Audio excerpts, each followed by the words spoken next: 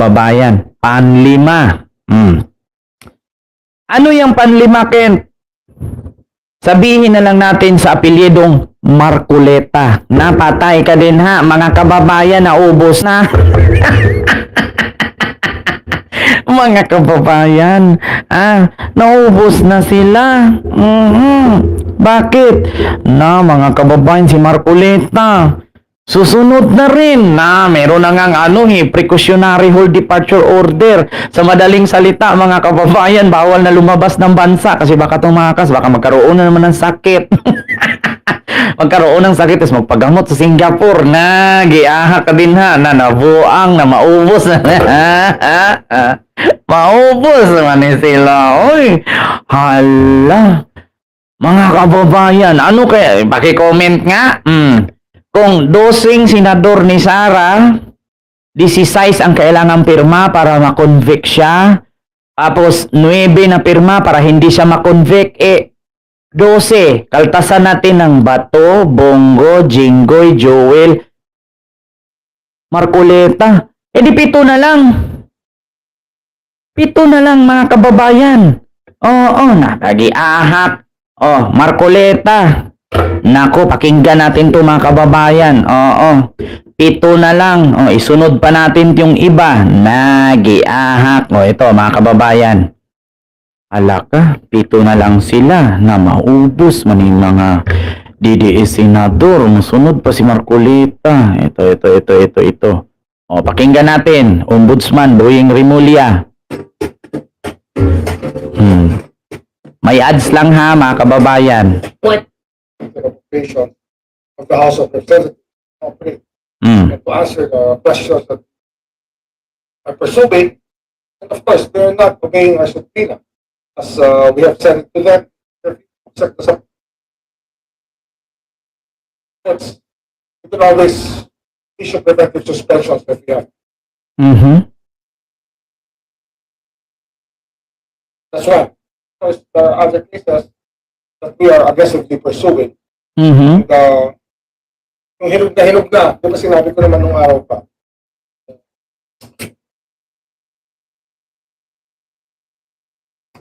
of course, hindi naman si Senator Jinggoy, meron pa kaming pinatapos rin at talagang madaling panahon, mapafile na rin namin yung kay Senator Joel Villanueva.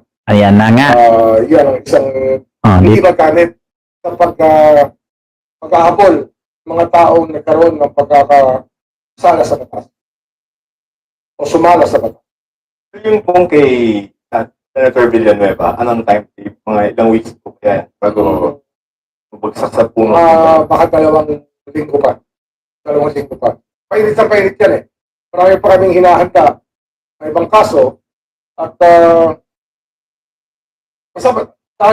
ilalatag namin yan ng sunod-sunod.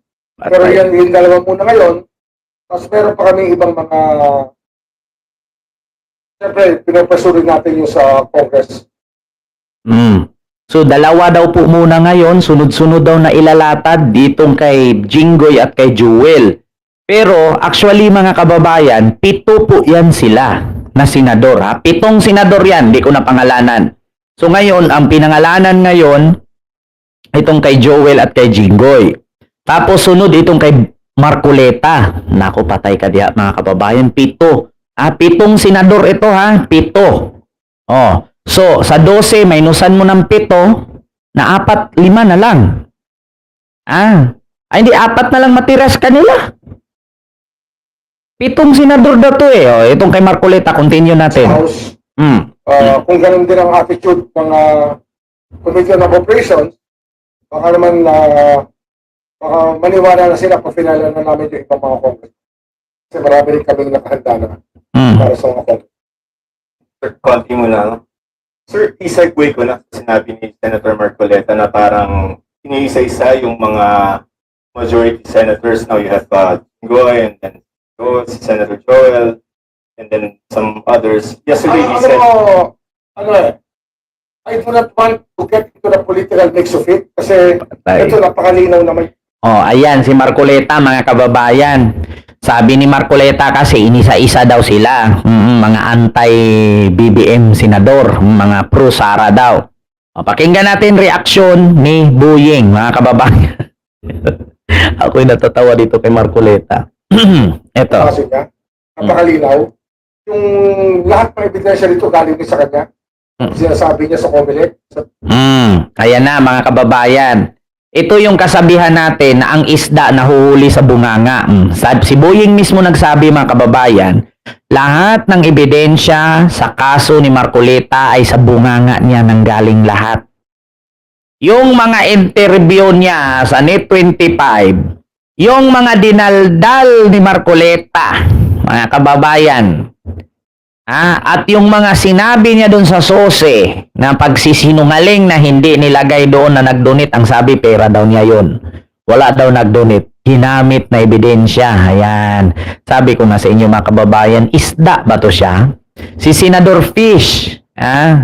Senador Fish, bakit? Ang ebidensya, galing lahat sa bunganga niya. Kanyang pag-amin. Hindi naman ito invento eh. Pati kayo, alam niyo yan. Mga footages yan. Napanood niyo lahat yan sa Net25 at sa iba't iba pang mga istasyon. Ayan ang sinasabi ko, Marcoleta, pa-interview ka kasi pa-interview. Tapos inamin mo pa ng inamin, binulgar mo pa ng binulgar, di kinuha ang ebidensya. Ngayon, nakasuhan niya, balik sa'yo. Yan ang sinabi mga kababayan. Si Boying na mismo nagsabi, lahat ng ebidensya sa kaso laban kay Marcoleta ay galing sa bunganga niya. Mahilig kasi. Ayaw na lang kasi mag-newscaster Ayaw na lang kasi mag-vlogger. Oo, ayan. Sinabi naman kasi niya sa mga... Ulitin ko matatawa kayo dito Hindi napagod si Boying maghanap ng ebidensya laban kay Marcoleta kasi si Marcoleta mismo nagbigay. Oo. To get into the political mix of it, kasi ito, napakalinaw naman yung kaso niya. Napakalinaw. Yung lahat ng ebidensya nito galing din sa kanya.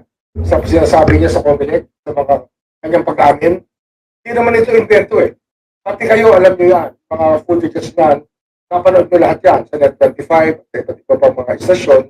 Kung saan, sinasabi niya nga na ginastos niya pa kayong pera. Ginastos niya. Diba? Inangkin niya, ginastos niya. At tila walang pagkaalinlangan sa kanyang gawain. Pero ito, papasok talaga sa batas. Papasok siya. With regards to the other, Naging sirenang senador. Sino kaya tong binansagang sirenang senador? Bakit? Mahilig magdaldal Di ba ang isda, pag namingwit ka sa bunganga naman nahuhuli, hindi naman sa buntot. Sirenang senador na nagwig. Ala, ang daming bansag ni Marcoleta, no? Isda, bulldog. Yan yung mga sabi-sabi ng mga mimis, di ba? Na si Boying mismo nagsabi na galing mismo sa bunganga ni Marcoleta yung mga pag-amin niya sa interview sa Net25, sa mga ibang TV station, ibang network. Inaamin ba naman kasi?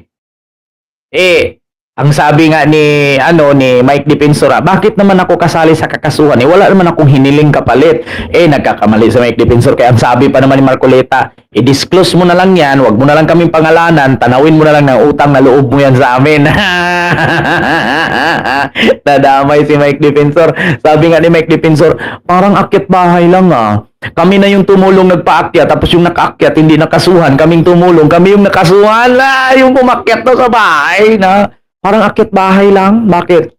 Tinulungan namin siyang makaakyat doon sa loob ng bahay. Tapos yung nakaakyat hindi nakasuhan. Kaming tumulong nagpaakyat. Kami yung nakasuhan. Napatay. Planter din niya. just with regard to the other senators, or the majority seat, Senator Jinggoy, Senator Joel, and mga iba pa na in the future. Baka sinasabi Meron pa kami mga pinag-aaralan na mabibigat na kaso. Ala. Hindi kasi madaling maglatag ng kaso, tandaan mo yan. Ala. Ang kalaban mo, Ito tandaan nyo mga kababayan, kaya kayong mga naghahanap ng hustisya sa mga pagnanakaw dito sa ating bansa, huwag kayong magmadali. Kasi mismong si Boying, gagampanan naman niya yung trabaho niya. Hindi naman nila kakalimutan yan mga kababayan. Presidente kasi ang nanguna niyan. So once na sinabi ni BBM yan, make sure na pulido, solido yung mga kasong isasampalaban sa kanila para pag nakulong, hindi makakalaya. Kaya sabi ni Boying, mahirap kaya mag-file ng kaso. Lalong-lalo na ang mga pinaila nila ng kaso ay nasa gobyerno, na may posisyon, may kapangyarihan. Mga kababayan, tandaan ninyo, kadalasan sa kinakasuhan ngayon, senador. Alam niyo naman ang senador, pangatlo sa pinakamakapangyarihan sa ating bansa. Oo, yung ibang senador nga dyan, pwede maging isda, pwede maging aso. Yeah? Yung isang senador nga dyan, yung isa walang kilay, pwede maging cheese, pwede maging, o di ba? Oh, yung isang senador dyan, kumakain nga ng barbecue. Yung isa nga dyan, gumagamit ng Bible verse, kaya kang tignan mata sa mata, di ba? O yung isa nga dyan, Saint Peter, di ba? May pera, Oh. may kapangyarihan. Diba? Hindi kasi madaling maglatag ng kaso, tandaan mo yan. Pag ang kalaban mo, maraming pera, tapos may kapangyarihan, at matagal na nandyan, hindi madali. Ito talaga, dinadahan-dahan namin, iniingatan namin ang pagkalap ng iglesia, kapag one shot lang to eh. Hindi mo naman pwedeng araw-arawin yan. Mabibigat na tao yan. Tama. Hindi naman to, mga ordinaryong mamamayan. Talaga mabibigat na tao. Mabibigat na tao. Pero sir, hindi sila... Ma'am Diana, hello po. Majority. Yung Hindi. pinapahirapan. Ano yan? Ang trabaho ng ombudsman, lahat eh. Ngayon, marami ako pinirmahan ng preventive suspension sa mga mayors. Andyan, Otto Dante ngayon. Pinirmahan ko rin sa mga mayors within the whole country. Marami kami pinirpaso na kaso dito. Kaya lang, siyempre, ang public interest na rin ito sa flood control at sa nangyayari sa bansa at nangyayari sa Senado at sa Kongreso. Hindi mo naman Oh, di ba? Narinig nyo mga kababayan, kaya sa mga sumisigaw dyan na nagsisilab-silab ng building.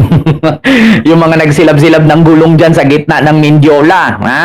Oh, sa mga nagtatanong, asaan na? Tapos na ang Pasko 2025, wala pa rin nakulong. Si Boying na mismo nagsabi, abogado yan, ombudsman na yan. Hindi man tayo mga abogado, wag na tayo mag-react kasi wala tayong alam sa batas. So sila mismo, mga eksperto sa batas, sila mismo yung mga nagpapatupad ng batas.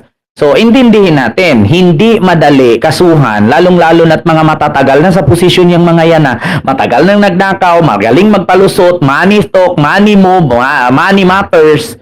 Hindi Kaya mahirap sa si Boying na nga mismo kung pwede nga lang pagpapatayin diretso yan, di ubos na hindi man po pwede mga kababayan, hindi naman tayo si Digong kung si PBBM utak Duterte lang yan, di pinatukhang na sana lahat yung mga senador na kawatan na yan.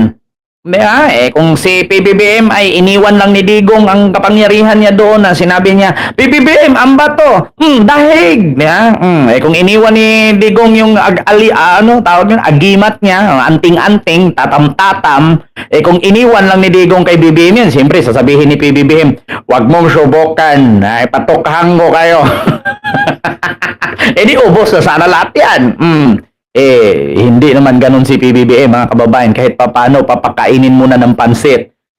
Padalhan muna ng oxygen. Minsan nga sinaksak, nakasaksak daw sa ilong pero hindi naman nakasaksak sa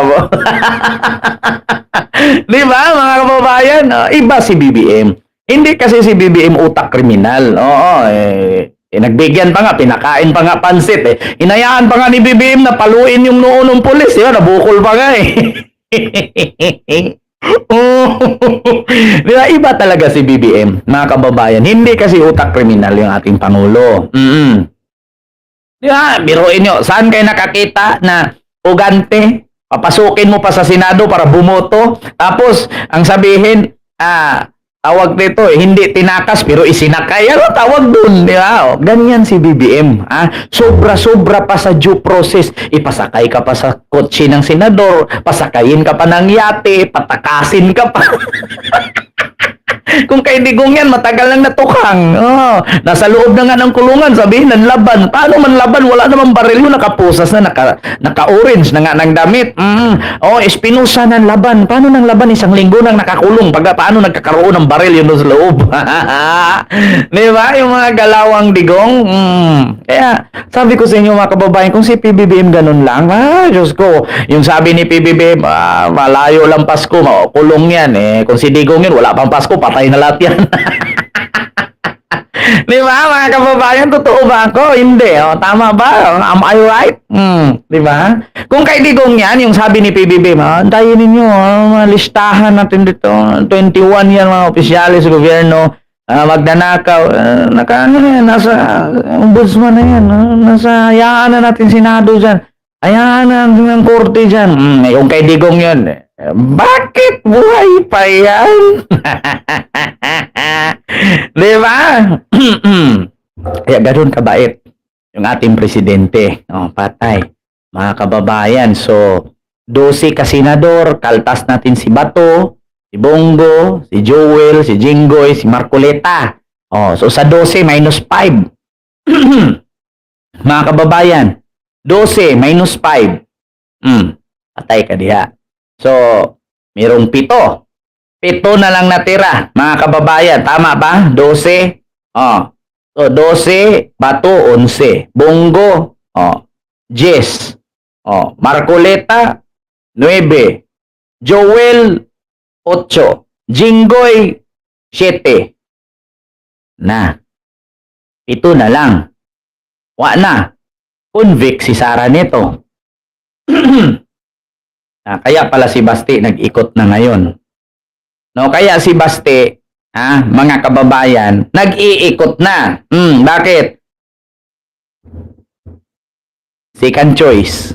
Pag na-impeach si Sara, bawal humawak ng posisyon sa gobyerno, tatakbo si Baste. Pag nanalo si Baste, amnesty kay Sara, babalik ulit. Pag nanalo. So ngayon mga kababayan, the final, actually mga kababayan, 7 po talaga na senador ito. Mga kababayan, ang, ito, pakinggan natin ha. DZMM ito. Mga kababayan, pakinggan natin, DZMM. Sir, hindi ko nagkakamali unang pag-imbestiga natin sa flood control na babanggit punod na as much as possible parang kaya mo na magsampa ng floodder sa mga involved na lawmakers. Pero ngayon, mula pag-imbestiga po dahil dating Speaker Marlene Romualdez, ay dating Senate President pero tapos ito sunod na si Senador Jinggoy, tapos si ngayon plunder na po yung isasampa natin. Ano kasi yan? Kailan bakit? Kaya. Ang unang natin, tingin natin kasi, parang naging imposible to prosecute plunder. Kasi nga, lahat ng ruling ng Supreme Court, inaapit lahat ng tao sa iba't ibang dahilan. So parang nangyari na yan. Pero, about thinking about it again, and looking at the body of law that we have, we really can make a case for plunder.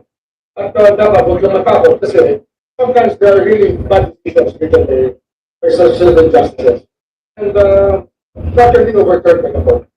Bilang ating change of attitude is that we are hoping that the Supreme Court, of course, and Sandigan Bayan, will look at it from a perspective of, from a very objective perspective, kung paano talaga nagpo-prosecute ang kind of problem.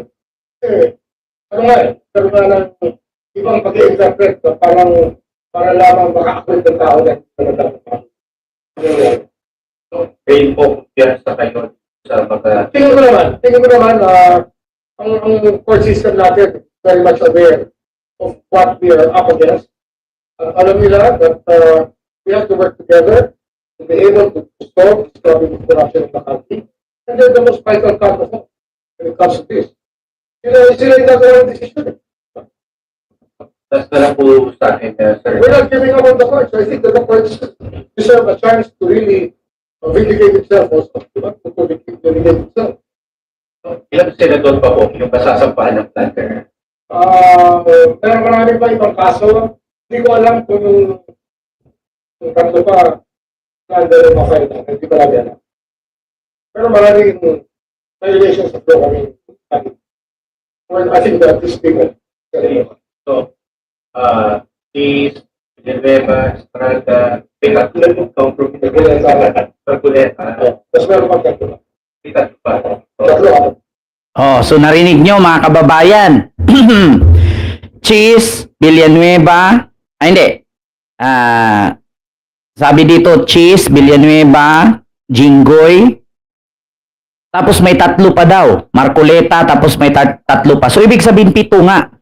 7 ito mga kababayan. No? Si Buying mismo nagsabi, bukod sa apat na to, mga kababayan, dito kasi nakatatak dito sa image, no?